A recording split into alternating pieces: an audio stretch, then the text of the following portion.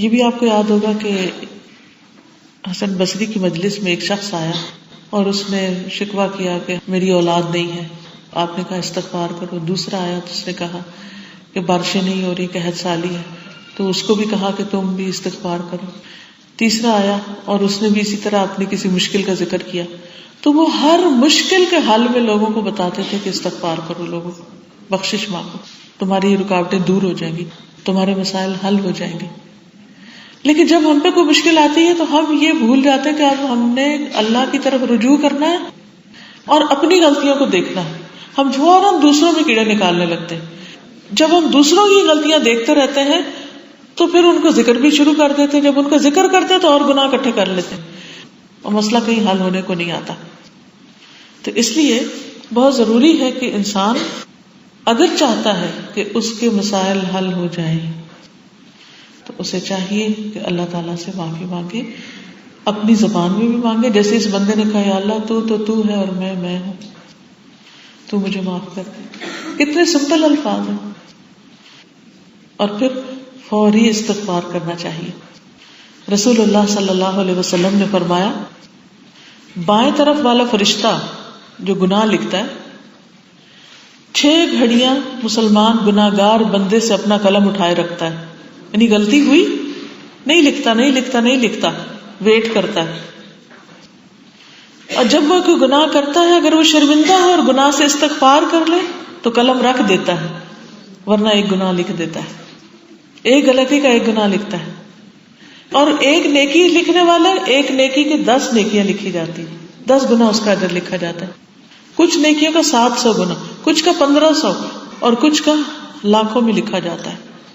Depend کرتا ہے کہ کس نے کس جذبے اور کس شوق کے ساتھ کون سی نیکی کی. پھر بھی قیامت کے دن اگر کسی کی برائیاں ہی بھاری ہوں تو پھر اس کے سوا اور کون قصوروار ہوگا، وہ خود ہی غلط کار ہے. چلیے اس پریکٹس کو ادھر ہی کرتے ہیں. میں چند لمحے آپ کو دیتی ہوں. کوئی بھی اپنی ایسی غلطی جو آج ہوئی یا کل ہوئی تازی اس کو سوچیے اور دل سے اللہ سے معافی مانگی تاکہ دل ہلکا ہو. غلطی کو یاد کرنا ضروری ہے. ایک ہم کہتے ہیں استغفر اللہ، یہ نہیں پتا ہوتا کس چیز پر استغفر اللہ کر رہے ہیں. اب ان غلطیوں میں کیا ہو سکتا ہے؟ مثلاً آپ نے اپنے ہی بچے کو ناحق باتیں کی، اپنے بچے کو، کیونکہ بعض اوقات ہم کہتے ہیں تمہارے بچے ان سے جو مرضی کر لو. بعض مائیں بچوں پہ اتنا ظلم ڈھاتی ہیں اور ان کے ساتھ زیادتی کرتی ہیں اور چھوٹی چھوٹی باتوں پہ ان کے ہاتھ مروڑ دیتی، کوئی چانٹا لگا دیتے، کوئی کان کھینچ لیتے، کوئی بال کھینچ لیتے. کئی ماں باپ تو دھکا دے کے تو بچوں کو منہ گرا دیتے ہیں اور کئی تو معصوم چھوٹے بچوں کو روئے تو اٹھا کے پٹک بھی دیتے ہیں. تو حیرانی ہوتی ہے کہ یہ کیا ہے، کہ کوئی جنون لاحق ہو گیا. اور اس کو کوئی بھی گناہ نہیں سمجھتا، کوئی یہ نہیں کہتا میں نے غلط کیا. میاں کے ساتھ چیخیں گے چلائیں گے یا شوہر بیوی کے ساتھ چیخیں چلائیں گے اور زیادتی کی باتیں کریں گے، بعض اوقات الزام تک لگا دیں گے اور اس پر کوئی توبہ نہیں کرتا. مسائل کہاں سے حل ہوں؟ اور وہ گمبھیر سے گمبھیر ہوتے چلے جاتے ہیں، مسائل بڑھتے چلے جاتے ہیں، دوریاں پیدا ہو جاتی ہیں اور وہ دوریاں جدائیاں پیدا کر دیتی ہیں. تو اس لیے چند لمحے جو کسی عزیز قریب پر بھی زیادتی کی ہو یا کوئی اللہ کے حق میں کمی کی ہو تو اس پر دل سے اس وقت توبہ کریں اور 3 دفعہ پڑھیں استغفر اللہ الذی لا الہ الا هو الحی القیوم واتوب الیہ. پھر اپنا کوئی مسئلہ یاد کریں، کوئی پرابلم ہے اگر آپ کی زندگی میں کوئی چیز ہے، کوئی غم ہے، کوئی چیز اٹکی ہوئی ہے، کسی چیز کا خوف ہے یا پریشانی ہے، اس کو ذہن میں رکھ کے پھر 3 دفعہ استغفار کریں. کیونکہ اللہ کا وعدہ ہے فَقُلْتُ اسْتَغْفِرُوا رَبَّكُمْ إِنَّهُ كَانَ غَفَّارًا يُرْسِلِ السَّمَاءَ عَلَيْكُمْ مِدْرَارًا وَيُمْدِدْكُمْ بِأَمْوَالٍ وَبَنِينَ وَيَجْعَلْ لَكُمْ أَنْهَارًا. کہ میں نے کہا اپنی قوم سے کہ استغفار کرو، بے شک تمہارا رب بڑا ہی بخشنے والا ہے، آسمان سے بارش برسائے گا، تمہیں مال اور بیٹوں سے نوازے گا، تمہارے لیے باغات اور نہریں بنا دے گا. دنیا کی بھی ساری نعمتیں استغفار کے بعد ملتی، کوئی چیز، رزق میں رکاوٹ ہے، شادی میں رکاوٹ ہے، تعلقات کی خرابی ہے، کوئی جادو کا شبہ ہے، کوئی بھی کوئی نظر ہے، حسد ہے، کوئی بیماری ہے، کوئی چیز آپ کے ذہن میں ایسی ہے جو آپ کو پریشانی لاحق ہے، کیونکہ ذکر کی مجلسوں کو فرشتے گھیرے ہوئے ہوتے ہیں، اللہ کی رحمت برس رہی ہوتی ہے، کیونکہ ہم ایک نیک کام اور ایک عبادت کی حالت میں ہوتے ہیں. اس لیے اس پریشانی کو سوچ کے اب استغفار کریں. یہ میں نے اس لیے پریکٹس کروائی کہ جب کبھی دل گھبرانے لگے، جب کبھی پریشانی چھانے لگے، تو فوراً اسی طرح بیٹھ کے دیر نہ لگائیں، اسی وقت دیر اینڈ دین، گاڑی میں، گھر میں ہیں، کچن میں ہیں، بیڈ پہ ہیں، بچے کو اٹھا رہے ہیں، دودھ پلا رہے ہیں، کچھ کر رہے ہیں، اسی وقت شروع کر دیں. آپ دیکھیں گے آپ کا دل ہلکا ہونے لگ جائے گا، اللہ کی رحمت آنے لگ جائے گی. قرآن مجید میں اللہ تعالیٰ فرماتے ہیں وَمَن يَعْمَلْ سُوءًا أَوْ يَظْلِمْ نَفْسَهُ ثُمَّ يَسْتَغْفِرِ اللَّهَ يَجِدِ اللَّهَ غَفُورًا رَحِيمًا. جو شخص کوئی برا کام کر بیٹھے یا اپنے آپ پر ظلم کر لے پھر اللہ سے بخشش مانگے تو اللہ تعالیٰ کو ضرور بخشش کرنے والا مہربان پائے گا. وہ ہمارا رب ہے، اس نے ہمیں پیدا کیا ہے، وہ صرف روٹی پانی نہیں دیتا، وہ گناہ بھی معاف کرتا ہے، وہ ہماری رکاوٹیں بھی دور کرتا ہے، ہمارے دکھ درد بھی دور کرتا ہے. اس لیے اس سے مانگنے میں دیر نہیں لگی. اور پھر وہ توبہ کرنے والوں سے محبت کرتا ہے. ان اللہ یحب التوابین. اگر ہم چاہتے ہیں کہ اللہ تعالیٰ ہم سے محبت کرے تو ہم توبہ کرنی شروع کر دیں تاکہ وہ ہم سے محبت کرے. تو اس طرح اللہ تعالیٰ کی محبت نصیب ہوتی ہے. اسی طرح حسن بصری کا ایک واقعہ ہے کہ انہوں نے بوجھ اٹھانے کے لیے ایک مزدور رکھا. کنسٹرکشن ہوتی ہے تو اینٹیں وغیرہ اٹھانی ہوتی ہیں، ویسے سامان اٹھانے کے لیے. تو وہ شخص سارا رستہ استغفر اللہ الحمدللہ استغفر اللہ الحمدللہ استغفر اللہ الحمدللہ استغفر اللہ یہ پڑھتا رہا. تو حسن بصری نے کہا کہ کیا بات ہے، تم اس کے علاوہ کوئی کلام نہیں پڑھتے؟ یہی پڑھ رہے الحمدللہ استغفر اللہ، یعنی کام بھی کر رہے الحمدللہ استغفر اللہ بھی پڑھ رہا ہے.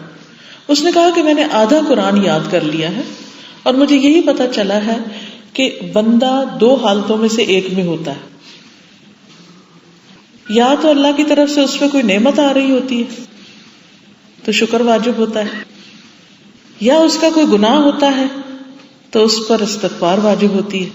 اس لیے میں ہمیشہ یہی بولتا رہتا ہوں الحمدللہ استغفر اللہ الحمدللہ استغفر اللہ. تو حسن بصری نے کہا اے حسن، تجھ سے زیادہ سمجھدار تو یہ بوجھ اٹھانے والا ہے، یہ زیادہ عقل مند ہے. اس نے جو قرآن پڑھا اس میں سے عمل کی بات لے کے شروع کر رکھا. ہمیں بھی کتنے دن میں لمحے آتے ہیں، کتنا وقت ملتا ہے. بعض اوقات میں جیسے سڑک سے گزر رہی تھی، آج بھی جیسے ٹریول کیا تو راستے میں لوگ کھڑے ہوتے ہیں تو جو منہ بند کر کے کھڑے ہوتے ہیں مجھے بڑی تکلیف. میں کہتی یا اللہ کو ان کو بتا دے کہ اس وقت اللہ کی تسبیح کرو تو میزان بھر جائے گا. الحمدللہ کہنا میزان بھر دیتا. قیامت کے دن اتنی ذرے برابر نیکی کو ترسیں کہ ہم کاش موقع ملے اور کچھ کر کے آئے اپنے لیے، کیونکہ وہ زندگی ہمیشہ کی زندگی ہے جس کے بعد کوئی زندگی نہیں. وہاں تو رہتے ہی رہنا ہے. وہ گھر کتنا اچھا ہونا چاہیے، وہاں کتنے باغ لگے ہونے چاہیے. اس کے لیے موقع ہے آج ذکر کریں، آج اللہ سے دعا کریں. لیکن آج کا وقت ہم ضائع کر دیتے ہیں. بازو کا تو ہم لوگوں میں ہوتے تو نہیں کر پاتے ذکر، اور جب ہم اکیلے بھی ہوتے ہیں تو اس وقت بھی ہمیں بھول جاتا ہے. ہم سوچتے رہتے ہیں منہ بند کر کے. نہیں، فوراً اللہ کو یاد کرنا شروع کریں اور استغفار یا الحمدللہ جو بھی چاہیں کریں. پھر اس کے بعد ہے اپنے نفس کے شر اور برے اعمال سے پناہ مانگنا کہ اللہ یہ شادی تو ہو رہی ہے، ہم تیرے شکر گزار بھی ہیں، ہم اب تیری مدد چاہتے ہیں، تو ان سارے کاموں کو درست کر دے. ہم اپنے گناہوں پر بھی شرمندہ ہیں اور آئندہ بھی ہمیں اچھے ہی دن دکھانا.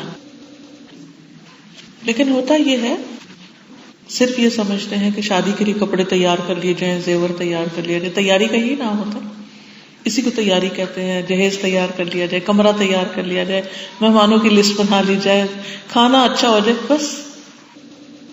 یہ بھول جاتے ہیں کہ اس کے علاوہ بھی کچھ لوازمات ہیں، کیونکہ یہ سب تو ہو جائے گا، گزر جائے گا. پھر لڑکا لڑکی ان کا آپس میں نباہ کیسے ہوگا؟ تو خاص طور پر ماؤں کو، بچوں کو بھی اور ماؤں کو میں یہ تلقین کروں گی کہ وہ لازمی طور پر اپنی دعاؤں، اپنی نمازوں میں اور خشوع پیدا کریں، اور خاص نفل پڑھ کے دعائیں کریں کہ یا اللہ تو آنے والے دنوں کو ہمارے لیے خوش قسمتی کا باعث بنا دے، ان بچوں کی آپس میں خوب موافقت کر دے، ان کے درمیان محبت پیدا کر دے، اور ان کو بہترین خاندان بنانے کی توفیق عطا کر، کیونکہ ماں باپ سے جو پھر آگے بچے اور نسل اور اولاد چلتی ہے، اس کی تعلیم اور تربیت اور اس کی جو ضرورت ہے محبت اور توجہ اور کیئر، یہ ساری چیزیں بھی اچھے ماں باپ ہی دے سکتے ہیں نا. اور ماں باپ رول ماڈل ہوتے ہیں. ہم بچوں سے تو چاہتے ہیں ان کی اچھی تربیت ہو، لیکن ہم ان کو اچھا نمونہ نہیں دیتے.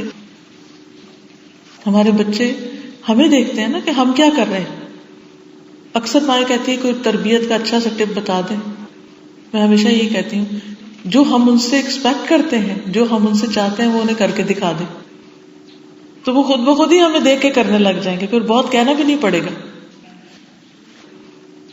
تو اگلا کرنے کا کام اس خطبہ نکاح میں کیا ہے؟ وَنَعُوذُ بِاللَّهِ مِن شُرُورِ أَنفُسِنَا وَمِن سَيِّئَاتِ أَعْمَالِنَا، کہ ہم اپنے آپ کو اپنے نفس کے شر اور برے اعمال کے جو برے نتیجے ہیں ان سے بچا کر اپنے آپ کو اللہ کی پناہ میں دیتے ہیں. کیونکہ گناہ جو ہوتا ہے نا وہ بیج کی طرح ہے، جیسے کانٹے ہیں. کانٹوں والا درخت جو اگائے گا اسے لازمی کانٹوں سے واسطہ پڑے گا. یہ نہیں ہو سکتا کہ ہم غلط کام کریں اور نتیجہ اچھا نکل آئے. یا مثال کے طور پہ آپ دیکھیں یہ 2 گلاس رکھے ہوئے، ایک میں جوس ہے اور ایک میں پانی. جس میں پانی ڈالا گیا وہ جب آپ پیئیں گے تو پانی ہی آئے گا، اور جس میں جوس ڈالا گیا جب اس کو پیئیں گے تو جوس ہی نکلے گا. بالکل اسی طرح جب ہم گناہ کرتے ہیں تو اس سے جو فصل نکلتی ہے وہ خراب ہی نکلتی ہے، اور جب نیکی کرتے ہیں تو اس سے جو باہر آتا ہے وہ فائدہ مند ہوتا ہے. اب وہ جو ہم نے بویا کاٹنا تو خود ہی ہے، لیکن اللہ کی رحمت بڑی وسیع ہے. اگر اللہ تعالیٰ سے دعا کر لیتے ہیں کہ یا اللہ ہم نے تو غلط کیا لیکن آپ ہمیں اس کے برے نتیجے سے بچا لیں، کیونکہ آپ بچا سکتے ہیں. تو بعض اوقات انسان کو ایک رزق ملنے والا ہوتا ہے، اور محبت بھی ایک رزق ہے. دنیا کی ہر نعمت ایک رزق ہے، لیکن جب وہ گناہ کرتا ہے تو اس رزق سے محروم ہو جاتا ہے، وہ رزق روک دیا جاتا ہے. تو اس کے لیے کیا ضروری ہے، کیا کرنا چاہیے؟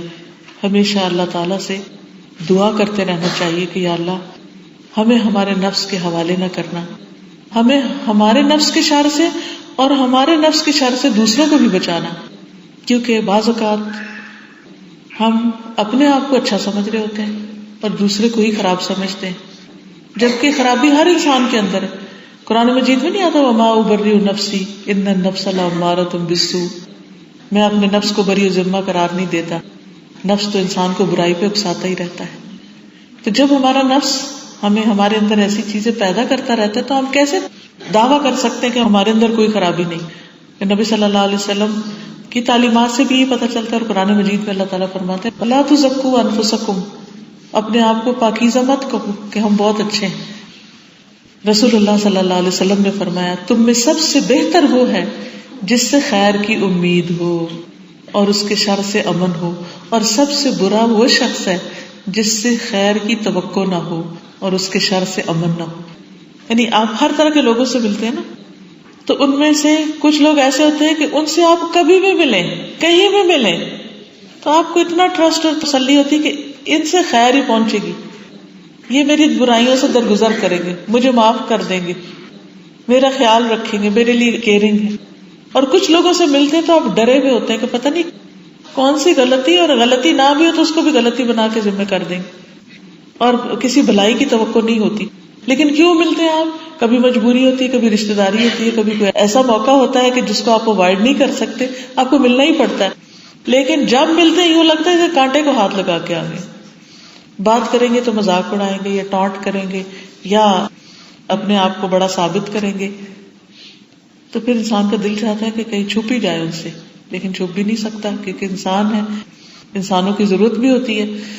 تو اللہ کے رسول صلی اللہ علیہ وسلم نے جو ہمیں بتایا کہ اللہ کی نظر میں سب سے اچھا وہ ہے جس سے انسانوں کو خیر کی توقع ہو، کہ یہ بندہ جو ہے نا یہ میرا بھلا ہی چاہتا ہے، یہ میرے لیے بڑا سنسیئر ہے، یہ میرے لیے خیر چاہتا ہے، اس کے اندر میرے لیے کوئی شر نہیں ہے.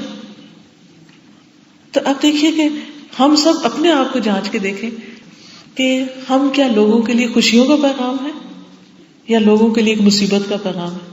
جیسے ایک حدیث میں آتا ہے نا کہ کچھ لوگ خیر کی کنجیاں ہوتے ہیں اور شر کے تالے ہوتے ہیں، اور کچھ لوگ شر کی کنجیاں ہوتے ہیں اور خیر کے تالے ہوتے ہیں. یعنی وہ جہاں جائیں کچھ لوگ بس وہ وہاں خیر ہی پھوٹے گی اور شر کا دروازہ بند ہوگا، اور کچھ لوگ جہاں جائیں، کسی خاندان میں جائیں، کسی مجلس میں جائیں، شر ہی پھیلا کے آئیں گے اور وہاں سے خیر برکت اٹھ ہی جائے گی. اب ہمیں سوچنا چاہیے کہ ہم کیا ہیں، ہم کیا ہیں. ایک اور حدیث سے پتہ چلتا ہے کہ اپنے شر سے دوسروں کو بچانا بھی صدقہ ہے. ابو ذر رضی اللہ عنہ فرماتے ہیں، میں نے عرض کیا اے اللہ کے رسول صلی اللہ علیہ وسلم، اعمال میں کون سا عمل سب سے افضل ہے؟ آپ نے فرمایا اللہ پر ایمان اور اس کے راستے میں جہاد. میں نے عرض کیا کون سا غلام آزاد کرنا سب سے افضل ہے؟ فرمایا جو اس کے مالک کے نزدیک سب سے اچھا اور قیمتی ہو. میں نے عرض کیا اگر میں ایسا نہ کر سکوں، یہ سب کام میں بڑے بڑے نہ کر سکوں، تو آپ نے فرمایا کسی کے کام میں اس سے مدد کر دو، یعنی اس کو فیسیلیٹیٹ کر دو، یا کسی بے ہنر آدمی کی مدد کر دو، یعنی اس کو کوئی اسکل سکھا دو کہ وہ اپنے کمانے کے قابل ہو جائے. میں نے عرض کیا اگر اس میں سے بھی کچھ نہ کر سکوں پھر میں کیا کروں؟ تو آپ نے فرمایا اپنے شر سے دوسروں کو محفوظ رکھو، کسی کو تکلیف نہ دو. یعنی اگر تم کسی کے کام کے نہیں ہو، کسی کو کوئی فائدہ نہیں پہنچا سکتے، تو پھر کم سے کم تکلیف تو نہ دو. تو ہر انسان کی جو ویلیو ہے نا، جو قیمت ہے، وہ اس میں ہے کہ وہ دوسروں کے لیے کتنے بھلے کا، کتنے فائدے کا ہے. اور کسی انسان کے لیے سب سے ذلت کی جگہ یہ ہے کہ وہ دوسروں کی نگاہوں میں کتنا ذلیل ہے اور کس قدر تکلیف دینے والا انسان ہے. تو اس لیے ہمیں اس چیز کا شادی کے بعد بھی، شوہر بیوی کی حیثیت سے بھی، اور ساس بہو کی حیثیت سے بھی، خاندان کے افراد کی حیثیت سے بھی یہ ضرور خیال رکھنا چاہیے کہ ایسی بات نہ کریں، ایسا طریقہ اختیار نہ کریں، حتیٰ کہ ایسا لہجہ اختیار نہ کریں کہ جو دوسروں کے لیے اذیت کا باعث ہو. کیونکہ جو برے اعمال ہیں ان کے آثار بھی برے ہوتے ہیں. یعنی اگر آپ وہ کہتے ہیں نا راکھ، اگر آپ راکھ پھینک رہے ہیں تو ہر چیز کے اوپر راکھ ہی نظر آئے گی. آندھی چلے گی تو آندھی ہی ہوگی، مٹی پھیلے گی ہر طرف، ہر چیز کے اوپر. کیونکہ اللہ تعالیٰ فرماتے ہیں ظہر الفساد فی البر والبحر بما کسبت ایدی الناس. سمندر اور خشکی میں فساد پھیل گیا اس وجہ سے جو لوگوں کے اپنے ہاتھوں کی کمائی ہے، لوگوں نے خود پھیلایا. یہ جتنی بھی پولوشن اور انوائرمنٹ کے مسئلے اور گلوبل وارمنگ اور یہ ساری چیزیں، جتنے بھی پرابلمز ہیں، یہ انسانوں کے خود ساختہ ہے. تو گھر کے اندر فساد ہو یا گھر کے باہر ہو یا پوری دنیا میں ہو، اللہ سبحانہ وتعالیٰ میں یہ بتا رہے ہیں کہ یہ تمہارے اپنے ہاتھوں کا قصور ہے، تمہاری اپنی غلطیاں جو تمہارے سامنے آ رہی ہیں. اب ہم تو ہیں ہی غلط کار، تو دعا یہ کرنی چاہیے کہ اللہ ہمیں ہماری غلطی کے اثر سے بچا لے. پھر اسی طرح اللہ تعالیٰ یہ بھی فرماتے ہیں وَمَا أَصَابَكُم مِّن مُّصِيبَةٍ فَبِمَا كَسَبَتْ أَيْدِيكُمْ وَيَعْفُو عَن كَثِيرٍ. اور جو بھی تمہیں کوئی مصیبت پہنچی اس کی وجہ یہ ہے جو تمہارے ہاتھوں نے کمایا، اور وہ بہت سی چیزوں سے درگزر کر جاتا ہے. یعنی تمہاری غلطیوں کو معاف کر دیتا ہے، ورنہ اگر ہر غلطی پہ اللہ تعالیٰ لوگوں کو پکڑنا شروع کرے تو زمین پہ کوئی جاندار زندہ ہی نہ رہے، کوئی رہ ہی نہیں سکتا، کیونکہ ہر کوئی غلطی کرتا ہے، پھر کوئی بچ ہی نہیں سکتا. اور پھر یہ بھی ہے کہ ہمیں اس لیے بھی اپنے آپ کو ساتھ ساتھ معافی مانگتے چلے جانا چاہیے، اور برائی کرنے کے بعد اچھائی کر لینی چاہیے، اور دوسروں کو بھی معاف کر دینا چاہیے تاکہ اللہ تعالیٰ ہمیں معاف کرے. اور پھر یہ بھی ساتھ یہ کہ جب انسان غلطیاں کرتا چلا جاتا ہے اس کا دل سیاہ ہو جاتا ہے، دل سخت ہو جاتا ہے، تو نیکی کی توفیق چھن جاتی. اس لیے بھی گناہوں سے بچنا چاہیے کہ دل کالا ہوتا ہے. انسان کے وہ غم اور تکلیف کے آثار جو ہیں پھر اس کے سارے چہرے پہ اور ہر چیز پر آنے لگتے ہیں، اس کا سکون لٹ جاتا ہے. تو غلطی ہو تو معافی مانگ لی جائے، اصرار نہ کیا جائے، جسٹیفیکیشن نہ دی جائے، عذر نہ تراشے جائیں. خصوصاً خاندانی تعلقات میں میاں بیوی کے جھگڑوں میں ہر ایک دوسرے کو بلیم کر رہا تھا، اپنی غلطی کوئی نہیں مانتا. جب کوئی غلطی نہیں مانتا تو اصلاح نہیں ہوتی، اور پھر اللہ تعالیٰ کی طرف سے بھی رحمت نہیں آتی. کیونکہ اللہ تعالیٰ قرآن مجید میں جھگڑوں کا علاج کیا بتاتے ہیں؟ ان یریدا اصلاحا یوفق اللہ بینہما. اگر وہ اصلاح چاہیں گے تو اللہ تعالیٰ ان کے درمیان موافقت پیدا کر دے گا، اللہ تعالیٰ گھر بسا دے گا، اللہ تعالیٰ اچھے اسباب مہیا کر دے گا. پھر اگلی بات یہ کی گئی کہ یہد اللہ فلا مضل لہ، جس کو اللہ ہدایت دے اسے کوئی نہیں بھٹکا سکتا. مطلب یہ ہے کہ انسان اپنی کوشش کرنے کے بعد معاملہ اللہ تعالیٰ کے سپرد کر دے، کیونکہ صرف ہماری نصیحتوں سے کسی کو ہدایت نہیں ملتی جب تک اللہ کی طرف سے توفیق نہ ہو. ہسبینڈ ہو، وائف ہو، بہو ہو، کوئی بھی ہو، کسی کو بھی آپ اچھی بات بتا دیں اور اس کے بعد معاملہ اللہ تعالیٰ کے سپرد کر دیں.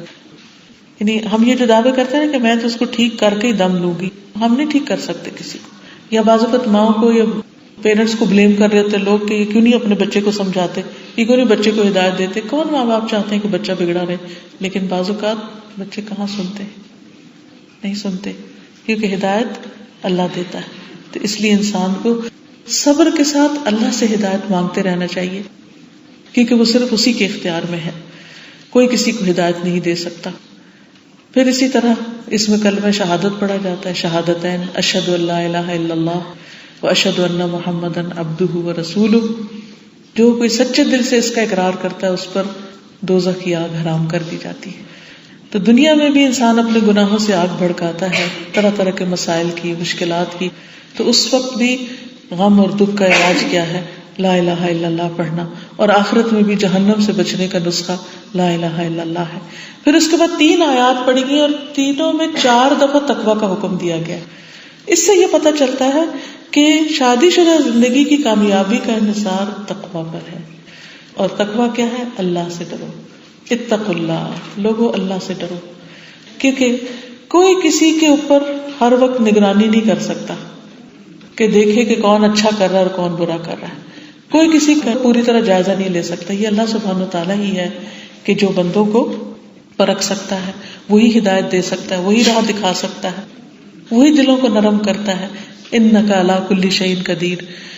اگر ہم چاہتے ہیں کہ ہماری اپنی شادیاں اور ہمارے بچوں کی شادیاں کامیاب ہوں تو اس کے لیے ان کو سب سے زیادہ اللہ کا ڈر اور اللہ کے تقویٰ کی بات سکھائیں اور خود اپنے لیے بھی اسی لباس کو پہنے، یعنی لباس التقویٰ.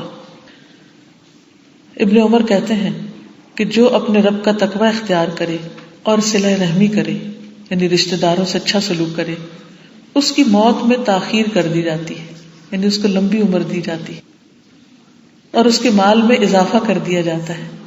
اللہ زیادہ نعمتیں دیتا ہے اور اس کے گھر والے اس سے محبت کرنے لگتے ہیں. تو یہ تقویٰ کے فائدے ہیں اور صلہ رحمی کے. 3 چیزیں: موت میں تاخیر، مال میں اضافہ اور گھر والوں کی محبت. کون نہیں چاہتا ان میں سے کوئی ایک چیز بھی؟ ہم سب یہ چاہتے ہیں. اور اس کے لیے کیا ہے کہ ہمیں خود کچھ کرنا ہے. اللہ کے معاملے میں اللہ سے ڈرنا ہوگا اور بندوں کے معاملے میں وہ نہ بھی ہم سے اچھا کرے تو ہم ان کے ساتھ اچھا کرتے رہیں. اور ویسے بھی تقویٰ ہر نیکی کی بنیاد ہے، کیونکہ اللہ تعالیٰ کی اگر محبت ہمارے دل میں ہوگی، تقویٰ میں محبت بھی پائی جاتی ہے اور ڈر بھی پایا جاتا ہے. اگر اللہ تعالیٰ سے محبت ہوگی تو آپ دیکھیں گے کہ انسان مشکل سے مشکل کام آسانی سے کر لے گا. اور اگر اللہ تعالیٰ سے محبت نہیں، صرف بندوں کی خاطر کچھ کرنا پڑے تو بعضوں کا چھوٹا سا کام بھی بہت مشکل لگتا ہے. پھر اسی طرح جو تقویٰ ہے بیسیکلی اس کا حکم اتنا زیادہ دیا گیا ہے کہ قرآن مجید کے بالکل آغاز میں اللہ تعالیٰ فرماتے ہیں کہ اس کتاب کی سمجھ بھی ان کو آئے گی جو تقویٰ والے ہیں. ذالک الکتاب لا ریب فیہ ھدی للمتقین. پھر خطبہ نکاح میں بھی آپ دیکھیے کہ یا ایھا الذین آمنوا اتقوا اللہ حق تقاتہ ولا تموتن الا وانتم مسلمون. کہ اے لوگوں جو ایمان لائے ہو تقویٰ اختیار کرو جیسا تقویٰ کرنا چاہیے. یعنی صرف زبان سے نہ کہو کہ میں اللہ سے ڈرتا ہوں، حقیقت میں اللہ سے ڈرنے والا. اور اللہ سے ڈرنے والے کا مطلب کیا ہے کہ انسان اللہ کے ڈر سے اپنی زبان روک لے، کوئی غلط بات منہ سے نہ نکالے. بعض اوقات ایسا ہوتا ہے کوئی ہمارے اوپر الزام لگا رہا ہوتا ہے، زیادتی کر رہا ہوتا ہے اور ہمیں پتا ہوتا ہے یہ جھوٹ کہہ رہا ہے، تو ہم جواباً الزام تراشی نہیں کریں گے. کیوں؟ کیونکہ ہمیں اللہ سے ڈر لگتا ہے، کیونکہ اللہ دیکھ رہا ہے. اصل میں تقویٰ اس بات کے احساس کا نام ہے کہ ہمارا رب ہمیں دیکھ رہا ہے. بہت سے جھگڑے فساد لڑائیاں کیوں ہوتے ہیں؟ جب غلط بیانی کی جاتی، دوسروں کے اوپر غلط جھوٹے الزام لگا دیے جاتے ہیں. لیکن جس کے اندر اللہ کا ڈر ہوگا وہ ایسا نہیں کرے گا، اور جو ایسا نہیں کرے گا وہ مشکلات میں نہیں پھنسے گا. پھر اسی طرح دوسری آیت میں کہا گیا ہے کہ یا ایھا الناس اتقوا ربکم، اے لوگوں اپنے رب سے ڈرو. الذی خلقکم من نفس واحدہ، جس نے تمہیں ایک جان سے پیدا کیا. یعنی آدم علیہ السلام سے حوا کو پیدا کیا، پھر اس سے اس کا جوڑا بنایا اور دونوں سے بہت سے بچے دنیا میں پھیلا دیے. آج ہم دیکھیں جتنی بھی دنیا میں مخلوق ہے سب آدم کے بچے ہیں، سب آدم کی اولاد ہے. اس رشتے میں ہر ایک دوسرے سے کسی نہ کسی طرح رشتے داری ہے. اور پھر خاص طور پر رشتے داریوں کے بارے میں اللہ سے ڈرنے کا حکم، واتقوا اللہ الذی تساءلون بہ والارحام. کیونکہ بعض شادیاں خاندانوں کے اندر ہی ہو جاتی ہیں، جب شادی ہوئی کوئی کمی بیشی ہوتی ہے تو خاندان ٹوٹ جاتے ہیں، اور جب خاندان ٹوٹتے ہیں تو ایک فساد پھیلتا ہے، بچے محبت سے محروم ہوتے ہیں، آپس کا تعاون ایک دوسرے کو نہیں ملتا، انسان کی دنیا میں بھی مشکلات آتی ہیں اور آخرت میں بھی آتی ہیں.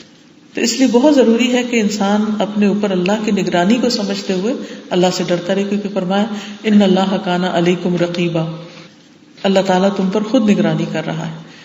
اور جو اللہ سے ڈرتا ہے، قرآن مجید میں آتا ہے، اس کے لیے مشکلات سے نکلنے کا راستہ بن جاتا ہے. وَمَن يَتَّقِ اللَّهَ يَجْعَل لَّهُ مَخْرَجًا وَيَرْزُقْهُ مِنْ حَيْثُ لَا يَحْتَسِبُ. جو اللہ کا تقوی اختیار کرے گا اللہ اس کے لیے مشکل سے نکلنے کا راستہ بنا دے گا، اور اس کو وہاں سے رزق عطا کرے گا جہاں سے اس کا گمان بھی نہیں ہے.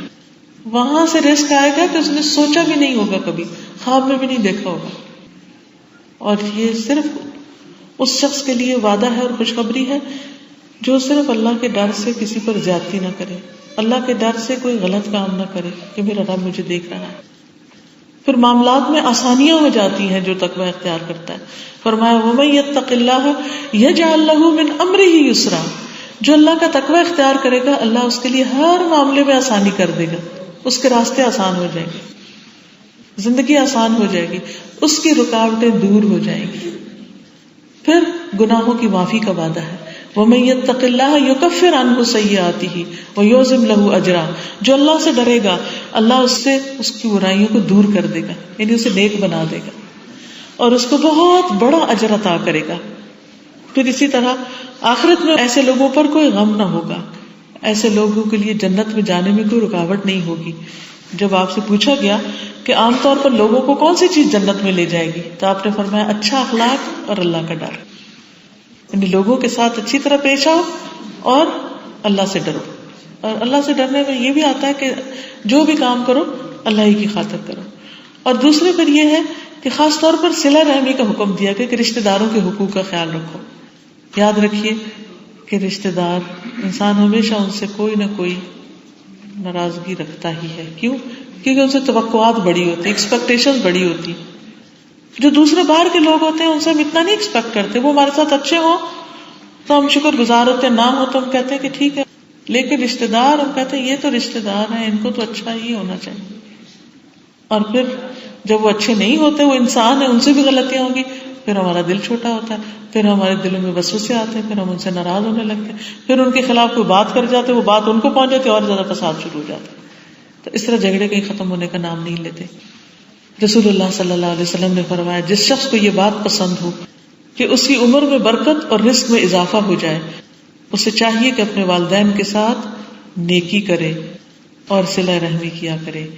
یعنی ہم میں سے ہر شخص یہ چاہتا ہے کہ اللہ سبحانہ وتعالی اس کے عمر اور رزق میں برکت دے. تو جو بھی چاہتا ہے اسے چاہیے کہ والدین سے اچھا کرے، ماں باپ سے اچھا کرے. اور اس میں ہمیں اپنے شوہروں کی مدد کرنی چاہیے کہ وہ اپنے والدین کے ساتھ حسن سلوک کر سکے. بعض اوقات ماں باپ بوڑھے ہوتے ہیں، زیادتی بھی کر جاتے ہیں، تو اس وقت ان کی جگہ اپنے ماں باپ کو رکھ کے سوچنا چاہیے کہ ہمارے والدین ہوتے تو بچپن میں کتنی دفعہ انہوں نے ہمیں کیسا کیسا ڈانٹا بھی ہے، تو ہم نے ان کو چھوڑ تو نہیں دیا. تو اگر ساس یا سسر میں سے کوئی زیادتی کر جاتا ہے تو چھوڑ تو نہیں دیتے، کیونکہ ہم چاہتے ہیں کہ شوہر کی ساری آمدنی ہمارے لیے ہو، اور ہم یہ بھول جاتے ہیں کہ ہو سکتا ہے اس کا اپنے والدین کے ساتھ اچھا کرنا اس کے لیے رحمتوں کا باعث ہو. اس معاملے میں دل کھلا رکھنا چاہیے. اس کا یہ مطلب نہیں کہ شوہر کو یہ حق مل گیا کہ بیوی بچوں کا حق مار کے سب کچھ والدین کو ہی دے دے، یہ بھی زیادتی ہے. لیکن اولاد کو دینے کے ساتھ ساتھ والدین کی ضروریات پوری کرنے میں دل چھوٹا نہیں ہونا چاہیے. پھر اسی طرح جو شخص صلہ رحمی کرتا ہے اس کو دنیا میں جلدی اس کا اجر مل جاتا ہے. حدیث میں آتا ہے جس نیکی کا بہت جلد اجر ملتا ہے وہ صلہ رحمی ہے. یہاں تک کہ کچھ گھرانوں کے لوگ فاجر و فاسق ہوتے ہیں، جب وہ صلہ رحمی کرتے ہیں تو ان کے مال بڑھ جاتے ہیں، ان کے افراد کی کثرت ہو جاتی ہے. پھر اسی طرح نبی صلی اللہ علیہ وسلم نے فرمایا جو شخص صلہ رحمی کے لیے جتنا زیادہ عطیہ دیتا ہے اللہ تعالیٰ اس کے مال میں اتنا ہی اضافہ کر دیتا ہے. یعنی آپ اپنے رشتے داروں کو جو دیں گے اللہ تعالیٰ واپس آپ پر لوٹا دے گا. لیکن جو شخص رشتہ توڑے اللہ سبحانہ وتعالیٰ اس کو دنیا میں بھی سزا دیتے ہیں. اور حدیث میں آتا ہے کہ قاطع رحم جو جنت میں نہیں داخل ہو سکے گا. پھر اسی طرح صلہ رحمی جو ہے اس کا اجر ایمان کے ساتھ ہے. اور آخری آیت کیا ہے؟ ان اللہ کان علیکم رقیبا، بے شک اللہ تم پر نگرانی کر رہا ہے. یعنی جو بھی تم شکر کرو گے، استغفار کرو گے، ذکر کرو گے، لوگوں کے حقوق کا خیال رکھو گے، ان ساری چیزوں میں یاد رکھو تم یہ سب کچھ اللہ کے لیے کرو گے کہ وہ ڈائریکٹ دیکھ رہا ہے کہ میرا بندہ کہاں کیا کر رہا ہے، کہاں ڈنڈی ماری، کہاں اچھا کیا، کہاں نہیں کیا. تو جو شخص اللہ سے ڈرتے ہوئے اچھے کام کرے گا اللہ سبحانہ وتعالیٰ اس کو اتنا بدلہ دے گا. یعنی کہ یہ صرف بندے اور رب کا کنیکشن ہوتا ہے نا، کہ وہ کہتا ہے کہ صرف میرے رب کو ہی پتا ہے جو میں کر رہا ہوں. تو جب صرف رب کو پتا ہے تو رب بھی اس کو وہ دے گا جو کسی اور کو پتا نہ ہو، ان گنت. پھر اسی طرح اللہ سبحانہ وتعالیٰ کی نگرانی ہی اصل نگرانی ہے. فرشتے بھی نگران ہیں لیکن جو چیز اللہ تعالیٰ دیکھ رہا ہے وہ کوئی اور نہیں دیکھ رہا. اس لیے چھپی ہوئی نیکیوں کا بڑا فائدہ ہے. قیامت کے دن جب کوئی سایہ نہ ہوگا تو 7 لوگ عرش کے سائے تلے ہوں گے. ان میں سے ایک وہ شخص جس کا دایاں ہاتھ دے تو بائیں کو پتہ بھی نہ ہو. یعنی چھپا کے صدقہ کرنے والا، صرف اللہ کی خاطر کرنے والا. پھر اسی طرح انسان کو اپنے عمل کی اور آخری عمل کی فکر کرنی چاہیے. اور پھر یا ایھا الذین آمنوا اتقوا اللہ وقولوا قولا سدیدا یصلح لکم اعمالکم، اپنی زبان کی اصلاح کر لو اللہ تمہارے حالات درست کر دے گا. اتنا کام کا نقطہ ہے جو سارے ریلیشن کو صحیح کر دے گا. تعلقات کی خرابی اصل میں زبان کی خرابی سے ہوتی ہے. بعض اوقات ایک عورت سارا دن گھر کے کام کر کر کے چور ہوتی اور رحم کی مستحق ہوتی، لیکن ایک سخت بات کر کے وہ ظالم بن جاتی ہے اور باقی لوگ مظلوم بن جاتے ہیں. اس سے بچنے کی ضرورت ہے. قولوا قولا سدیدا یصلح لکم اعمالکم، سیدھی بات کرو، درست بات کرو، اللہ تمہارے حالات درست کر دے گا. وَيَغْفِرْ لَكُمْ ذُنُوبَكُمْ، اور تمہارے گناہوں کو معاف کر دے گا.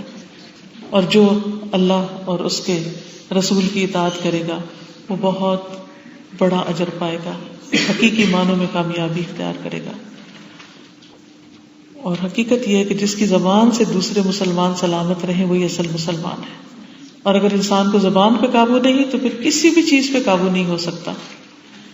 اور پھر دوسروں کی طرف نظر رکھنے کی بجائے سب سے زیادہ خود پر نظر رکھنے کی ضرورت ہے. اور اپنی ساری زندگی میں یہ دیکھنا کہ کیا ہماری زندگی اللہ تعالیٰ کے حکم کے مطابق ہے یا نہیں. اور اس میں شوہر کا حق ادا کرنا یہ بھی لازم ہے، اور شوہر کے لیے بیوی کے حقوق ادا کرنا یہ بھی ضرورت ہے.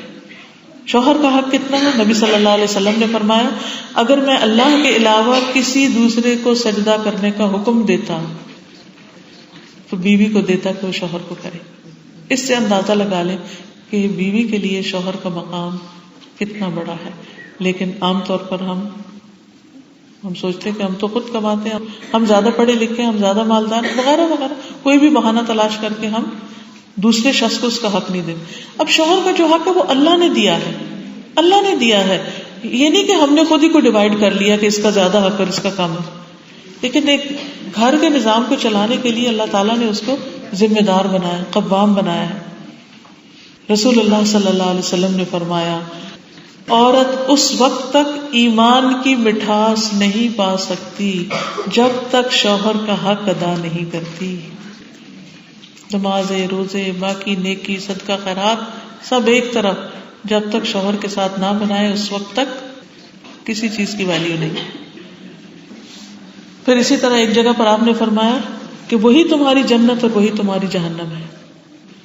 پھر اسی طرح شوہر کا حق اتنا ہے کہ وہ عورت کو جہاں بھی بلائے اس کے لیے جانا لازم ہے. یہ نہیں کہہ سکتی میں یہاں نہیں جا سکتی، وہاں نہیں جا سکتی، یہ نہیں کر سکتی، وہ نہیں کر سکتی. نہیں، اطاعت لازم ہے. فالصالحات قانتات، نفلی روزہ رکھنے کی بھی اجازت نہیں شوہر کی اجازت کے بغیر.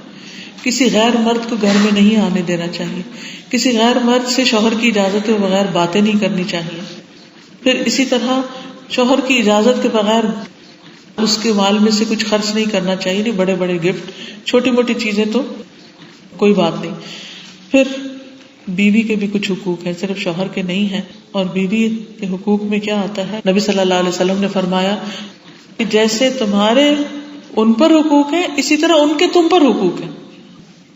وَلَهُنَّ مِثْلُ الَّذِي عَلَيْهِنَّ بِالْمَعْرُوفِ. قرآن یہ بتاتا ہے. ہمارے ہاں عام طور پر کیا کہ عورت کو ہی ساری قربانیاں کرنی چاہیے اور مرد کے صرف حقوق ہی حقوق ہے. اسلام نے یہ نہیں بتایا.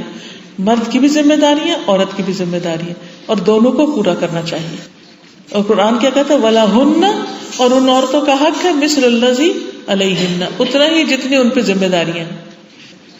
رسول اللہ صلی اللہ علیہ وسلم نے یہ بھی فرمایا، ایک صحابی تھے، وہ دن بھر روزہ رکھتے، رات کو عبادت کرتے اور بیوی کی طرف توجہ نہیں کرتے تھے. تو آپ نے ان کو بلایا اور پہلے تحقیق کی معاملے کی. تو انہوں نے جب اقرار کیا تو آپ نے فرمایا تیرے جسم کا بھی تجھ پر حق ہے، تیری آنکھوں کا بھی تجھ پر حق ہے، تیری بیوی کا بھی تجھ پر حق ہے. یعنی صرف عبادت کافی نہیں، تمہیں اپنی بیوی کے بھی حقوق دینے چاہیے. پھر بیوی کے اوپر خرچ کرنا شوہر کی ذمہ داری ہے. آپ صلی اللہ علیہ وسلم نے فرمایا کہ آدمی کو ہلاک کرنے کے لیے اتنا گناہ ہی کافی ہے کہ جس کا خرچ اس کے ذمہ ہے وہ خرچ ادا نہ کرے. پھر بیوی کو مارنا، ناحق مارنا چاہیے، حرام ہے. پھر اسی طرح بیوی سے اچھے اخلاق سے پیش آنا ضروری ہے. نبی صلی اللہ علیہ وسلم نے فرمایا ایمان کے لحاظ سے کامل مومن وہ ہے جو اخلاق میں سب سے اچھا ہو، اور تم میں سے سب سے بہتر وہ ہے جو اپنی بیوی کے حق میں اچھا ہو. یعنی اصل اخلاق کسی بھی انسان کا کہاں سے پرکھا جائے گا کہ وہ اپنی بیوی کے ساتھ کیسے گفتگو کرتا ہے، کیسے معاملہ کرتا ہے، کیسا رویہ رکھتا ہے، اس کو کتنی عزت دیتا ہے. دیکھیے بیوی کی عزت تو شوہر کے ساتھ ہے. اگر شوہر بیوی کو عزت دے گا تو باقی گھر والے بھی دیں گے. تو جو شوہر اپنی بیوی کو عزت نہیں دے گا باقی گھر والے اس کو کہاں سے پوچھیں گے. تو اس لیے شوہر کی ذمہ داری ہے کہ وہ بیوی کے ساتھ اچھے اخلاق سے پیش آئے. پھر بیوی پہ خرچ کرنے کا اجر، گھر والوں پہ خرچ کرنے کا اجر باقی سب جگہ مال خرچ کرنے سے زیادہ ہے. نبی صلی اللہ علیہ وسلم نے فرمایا 1 دینار تم نے اللہ کے راستے میں دیا، 1 غلام آزاد کرنے میں، 1 تم نے مسکین کو دیا، اور 1 اپنے گھر والوں پہ خرچ کیا. اس میں سے سب سے زیادہ اجر اور ثواب اس پیسے کا جو تم گھر والوں پہ خرچ کرتے. کیوں؟ اس لیے کہ ان پہ خرچ کرنا فرض ہے. تو گھر والوں پر خرچ کرنا، بعض اوقات شوہروں کی کیا عادت ہوتی ہے کہ وہ ماں باپ کو بھی دے دیتے ہیں، بہن بھائیوں کو بھی دے دیتے ہیں، دوست یار کو بھی کھلا پلا دیتے ہیں، اور بیوی کے لیے کچھ نہیں بچتا. نہیں، بیوی کو دینا تاکہ ایک لقمہ جو شوہر کھلاتا ہے اس کو بھی اس کے لیے صدقہ لکھا گیا اور نیکی کا ذریعہ لکھا گیا. پھر اسی طرح یہ بھی حکم دیا گیا ہے کہ بیوی کی اچھی عادات پہ نظر رکھو اور بری عادات کو نظر انداز کر دو. پھر اس کو ادب سکھاؤ، تعلیم دینا. پھر اس کے معاملے میں غیرت مند ہونا بھی ضروری ہے. پھر بیوی کے رشتہ داروں اور سہیلیوں سے اچھا سلوک کرنا. نبی صلی اللہ علیہ وسلم جب گھر میں تشریف لاتے تو حضرت عائشہ گڑیوں سے کھیل رہی ہوتی تھی، ان کے ساتھ ان کی دوستیں بھی ہوتی تھی، تو جو دوڑ جاتی تھی تو پھر آپ ان سب کو بلواتے اور کہتے کہ تم کھیلو. یعنی بیوی کی دلچسپیوں کا خیال رکھنا، کیونکہ وہ ایک انسان ہے، اس کے اپنے کچھ شوق بھی ہو سکتے ہیں، تو ان کے معاملات میں انٹرفیئر نہیں کرنا چاہیے ایز لانگ ایز وہ شریعت کی حدود کے اندر ہے. پھر اسی طرح یہ ہے کہ دونوں کو مل کے اللہ کی فرما برداری کرنی چاہیے اور تقوی کی بنیاد پر گھر کی اٹھان ہونی چاہیے. آپ نے فرمایا اللہ اس شوہر پہ رحم کرے جو تہجد کے وقت اٹھے اور پھر بیوی کو بھی اٹھائے، نہ اٹھے تو پانی کا چینٹا مارے، اینڈ وائس ورسا. بیوی اٹھے تو شوہر کو جگائے. یعنی دونوں ایک دوسرے کو خیر اور بھلائی کی طرف، نیکی کی طرف لے کے بڑھے. دیکھیے جس سے ہمیں پیار ہوتا ہے ہم اسے تکلیف میں نہیں دیکھنا چاہتے. اگر ہمیں واقعی اپنے گھر والوں سے پیار ہے تو پھر ان کی دنیا آخرت دونوں کی بھلائی کی فکر کرنی چاہیے. پھر ایک اور خاص تلقین جو کی گئی کہ میاں بیوی ایک دوسرے کے راز باہر شیئر نہ کریں. بعض تعلقات میں خرابی اس وجہ سے ہو جاتی ہے کہ شوہر بالکل پرائیویٹ باتیں جو بیوی کی تھی وہ جا کے ماں کو ادھر ادھر بتا دیتے. اسی طرح بعض لڑکیوں کی عادت ہوتی ہے وہ سہیلیوں کے ساتھ بالکل پرائیویٹ لائف کی باتیں جو ہے وہ شیئر کرتی ہیں. تو اس چیز سے بھی بچنا چاہیے کیونکہ اس سے بھی بہت سی خرابیاں پیدا ہوتی ہیں. اور پھر یہ ہے کہ دونوں کو مل کر زندگی کے بوجھ اور ذمہ داریاں اٹھانی چاہیے. یہ نہیں کہ شوہر بیوی پہ ساری ڈال دے یا بیوی شوہر پہ ڈال دے. دونوں ہی اس میدان میں اسٹرگل کریں کیونکہ دونوں کے بچے ہیں، دونوں کا گھر ہے، دونوں کا خاندان ہے. تو ایک کمپینین شپ ہونی چاہیے. تو اللہ تعالیٰ سے دعا ہے کہ وہ ہمارے گھروں میں راحت اور سکون پیدا کرے اور بہترین عمل کی توفیق دے. تھوڑی سی دعا کر لیتے ہیں. درود شریف پڑھیں.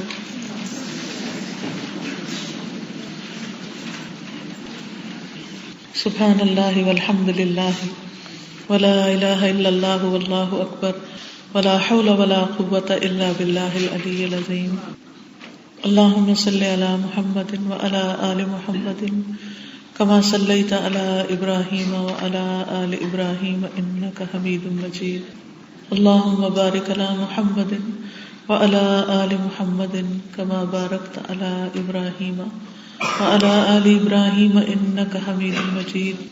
ربنا آتنا في الدنيا حسنة وفي الآخرة حسنة وقنا عذاب النار. ربنا هب لنا من أزواجنا وذرياتنا قرة أعين واجعلنا للمتقين إماما. ربنا لا تؤاخذنا إن نسينا أو أخطأنا. ربنا ولا تحمل علينا إصرا كما حملته على الذين من قبلنا. ربنا ولا تحملنا ما لا طاقة لنا به واعف عنا واغفر لنا وارحمنا أنت مولانا فانصرنا على القوم الكافرين. یا حی یا قیوم برحمتک نستغیث. یا اللہ پاک جو کچھ ہم نے پڑھا سنا ہے ہمیں اس پر عمل کی توفیق عطا فرما. اللہ ہمارے گھروں میں سکون پیدا کر دے. اللہ ہمارے گھروں میں باہم محبت پیدا کر دے. اللہ ٹوٹے ہوئے دلوں کو جوڑ دے. اللہ ہمارے تعلقات سب کے گھروں کے اچھے کر دے. خاندانوں کو آپس میں جوڑ دے. یا اللہ جن بچوں کا نکاح ہو رہا ہے اپنی رحمت کے ساتھ ان کو بہترین دنیا اور آخرت کی خوشگوار زندگی عطا فرما. ان بچوں کو ان کے والدین کے لیے آنکھوں کی ٹھنڈک بنا. یا اللہ ان کے درمیان باہم محبت اور اتفاق پیدا کر دینا. اللہ صالح اور نیک اولاد عطا فرمانا جو ان کے خاندانوں کے لیے صدقہ جاریہ بن جائے. یا رب العالمین تو ہر طرح کے حسد اور بری نظر سے محفوظ رکھنا. یا اللہ تو ہی دلوں میں موافقت پیدا کرنے والا ہے. یا اللہ ان منزلوں کو آسان کر دے اور دنیا کے فتنوں سے محفوظ رکھ. یا حی یا قیوم برحمتک استغیث لا الہ الا انت سبحانک انی کنت من الظالمین. یا اللہ ہم سب گناہگار ہیں. اللہ تو ہمیں معاف کر دے اور ہمیں اپنا شکر گزار بندہ بنا. رب اعنی علی ذکرک و شکرک و حسن عبادتک. اللہ ہمیں ذکر کی توفیق دے, شکر کی توفیق دے, استغفار کی توفیق دے, اپنی بہترین عبادت کی توفیق عطا فرما. اللہ ہمارے نفسوں کو تقویٰ عطا فرما. ہماری زبانوں کو درست کر دے. ہمارے سینوں کے اندر سے ہر طرح کے بغض اور برے خیالات اور وسوسے دور کر دے. یا اللہ ہم میں کوئی طاقت نہیں کہ ہم اپنے آپ کو پاک کر سکیں. یا رب العالمین تو ہی پاک کرتا ہے. ہمارے دلوں کو ہر طرح کے شر سے پاک کر دے اور ہمارے اعمال نامے کو گناہوں سے پاک کر دے. یا رب العالمین تو ہمارا تزکیہ کر دے. یا اللہ جس طرح ہمیں دنیا کے گھروں کی فکر ہے ہمیں آخرت کی بھی فکر لگا دے. یا اللہ ہم سب کو جنت الفردوس میں جگہ عطا فرمانا. یا رب العالمین تو ہم سب پر اپنی رحمت فرمانا. ہمیں بلا حساب بخش دینا. اللہ جو لوگ یہاں آئے ہیں ان کے دلوں میں جو دعائیں ہیں نیک تمنائیں ہیں تو ان کو پورا فرما. یا حی یا قیوم برحمتک استغیث. یا اللہ جنہوں نے اس مجلس کا اہتمام کیا انہیں اس کا بہترین اجر عطا فرما. یا رب العالمین ان کے خاندان میں خوشیاں اور سکون پیدا فرما. یا اللہ جو کام کر رہے ہیں اس میں برکت پیدا فرما. یا اللہ تو ہم سب پر اپنی رحمتیں نازل فرما. یا اللہ سب پر برکتیں نازل فرما. ربنا تقبل منا انک انت السمیع العلیم وتب علینا انک انت التواب الرحیم. وصلی اللہ تعالی علی خیر خلقہ محمد وعلی آلہ واصحابہ واہل بیتہ اجمعین برحمتک یا ارحم الراحمین. الہی آمین. سبحانک اللہم وبحمدک اشہد ان لا الہ الا انت استغفرک واتوب الیک. السلام علیکم ورحمۃ اللہ وبرکاتہ.